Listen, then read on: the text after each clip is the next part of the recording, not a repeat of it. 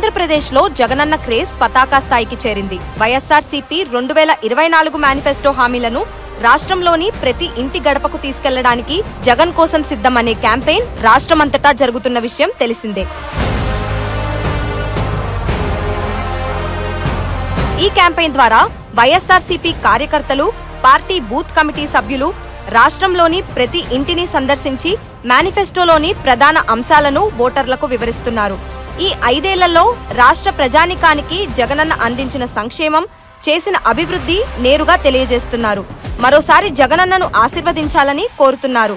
దీంతో పేదల కోసం ఒంటరిగా పోరాడుతున్న జగనన్న కోసం నేను సైతం జగనన్న స్టార్ క్యాంపెయినర్ అంటూ ప్రజలు స్వచ్ఛందంగా కదిలి వస్తున్నారు.